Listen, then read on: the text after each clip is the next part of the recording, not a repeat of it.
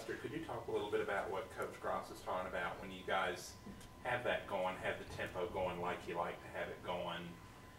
How is the defense reacting to that? How can you tell that, yeah, this is really working and these guys are having trouble dealing with what we're doing right now? It's like when we get like every play we get like 5 or 6 yards and they say, oh, that's gas tired, and we just and we just ready to go when they just in that tire, and the offense we just flowing and everything just on pace, and we just executing everything going good, and then we just know we're in that groove, so we know we're gonna have a good day.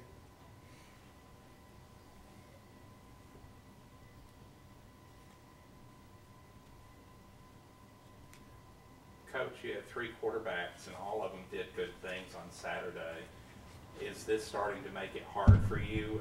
Because I imagine you're probably a guy who would love to be able to just put one quarterback out there and just leave him out there and not have to worry about making changes.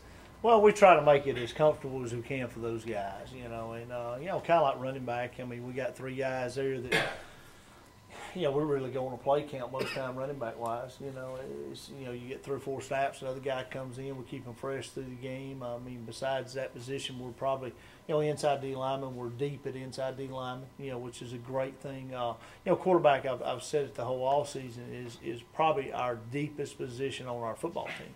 And so we try to make it, you know, just like a running back position, just like a D-line position, which is hard to do. You know, I ain't gonna sit here and kid you. Everybody would play, you know, 2 or 3 quarterbacks if it was easy to manage. So it's not an easy situation to manage. But I think the way we go about it, the way we approach it, I think you can ask these guys, they're confident with any one of those 3 in the game. I mean, because we feel like they can all get the job done. And, you know, I think you'll just see us continue that because all 3 guys can play. You know, they would start for most of the people that we play, you know, so when you look at it, you got weapons, you know, you need to use them. And like I said, it maybe even become, you know, like last year, it was a down and distance thing a lot of times, or we were on the field or feel of the game. So I think those guys, it's got to be buckled up and ready to play. I think you've seen a lot of growth in Christian LeMay Saturday. You know, we want to get him quality snaps, and he come in and did a great job. And he's getting more comfortable, you know. And I think we were probably, I won't say halfway through the year, but we were close halfway through the year before Max last year got comfortable. And you see Christian kind of going through those same kind of, you know, growing pains and of not having played in a fast offense before, in a tempo offense. So, you know, Christian's really catching on. And the first 2 have got experience. You know, they know how the deals run. And, you know, Max is probably playing as good as he's ever played in his career, you know. So it's, you can't just sit him over here on the bench. I mean, not as well as he's throwing the football right now, not as well as, you know, as good of decisions as he's making. And then, you know, Eli's just a phenomenal talent. I mean, he runs it, he throws it. I mean, he's very good. So all 3 of them, I think, bring a little bit different, you know, qualities to the table. But all 3 of them can make all the throws we want them to make in our offense. All 3 of them command the offense really good. And I think if you ask our offensive players, they're confident with all 3 of them. So, yeah, we'll continue to do the same thing. And like I said, it's not an easy situation to manage, but it's not a problem for us either. Because we've not let it be a problem, you know. And our guys, we preach, you know, selflessness to our football team in every area. And I think you see it at that position more than anything. Those guys are very comfortable. And it's not like, when the other one's out there, the other 2 are over there going, you know, I hope he does bad and I can get in, you know, type deal. They're rooting for the guy. They're wanting the guy to do well. And I see that in Kyle West. I mean, Kyle West won 2.5 games for us last year, and he's the first one to hip bump high five somebody when they do good coming off field after a score or whatever. So he's really into the game. I was a little disappointed. You know, Saturday, one of the biggest disappointments I had was, you know, giving up the 2 easy touchdowns to serve them up on the platter with young guys in the secondary because we didn't get Kyle in the game. You know, because we wanted to play, you know, Kyle and let him get in the game and have some snaps because, you know, he deserved that and we didn't get him in. So hopefully, you know, down the line we'll have some games where we can get him in the game. So, Buster, I guess this is where you talk about how you're not really confident in all 3. No, I'm kidding. Could you talk just a little bit about the quarterbacks and coach saying that you guys have confidence in all 3 and just kind of how you feel about whoever happens to be in there at the time? It really don't matter to me. I communicate well with all 3 of them. Eli know how I play. Max know how I play. I know how Max do stuff. I know how Eli do. It's just getting a feel for them mostly. But I'm confident in all three of them. Eli can run, pass. Max, he just pay man. Max pay man. He can throw the ball. Christian LeMay, he can run and throw it too. But Eli, he just special. Max and Eli just special, really.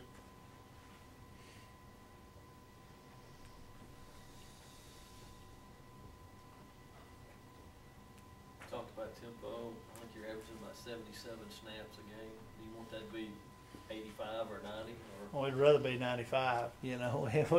We're not snapping it enough, really. And in the Chattanooga game, you know, we didn't snap it enough. You know, we slowed it down second half and, you know, didn't snap it as fast on purpose. You know, we'd probably be, you know, in the 80s for sure. So, you know, we'd really rather be in the 90s. You know, we'd rather snap it that many times. And, you know, we're going to try to continue to play faster. We'll have a game where we get conservative and, you know, get our snaps back in the 90s. And, you know, one time last year, I can't remember what game it was, through game 4 or 5, you know, or 6, you know, we were snapping it. Probably we were leading the country at one point in time, you know. So we want to be up there in the snap count, you know, for sure.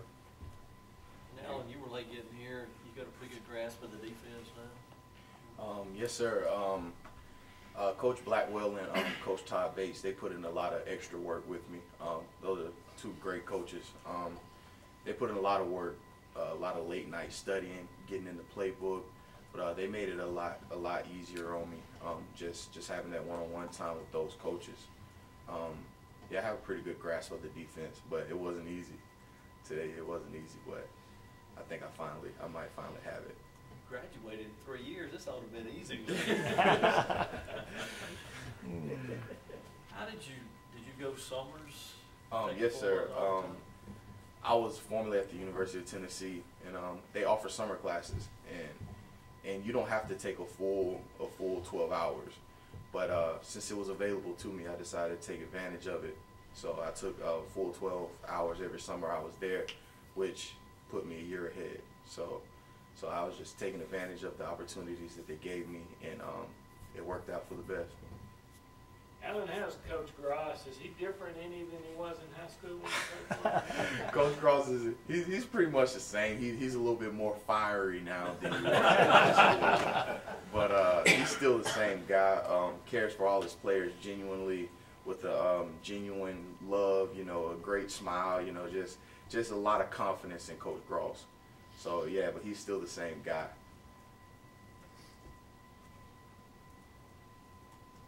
Coach, talk about Murray State this week. I mean, obviously, opening conference play, and then some memories from last year too. No doubt, no doubt. And I think if you got one circled on your calendar, it was definitely this one. You know, we've been waiting on this one all year. Don't mean you play the game any differently, because it goes back to, you know, just how we play and how we handle business. But our guys, you know, remember last year, it was a devastating loss for our football team. But we had won some close games, you know, early. We've won some overtime games, and then we lose that one on a 2-point, you know, conversion. The pick play down there, and their folks were really excited about that. You know, they were excited about beating us, and you know, we've not forgotten that. So I would be shocked. Totally shocked. I would be disappointed. I would be very fiery, as Allan said, if our football team is not, you know, over the top ready to play on Saturday. So I mean, we know we got a tough task at hand. You know, they're a good football team. They're a good you know, home team. They play well at home, and they you know, it'll be a good atmosphere. I know Coach Hatcher.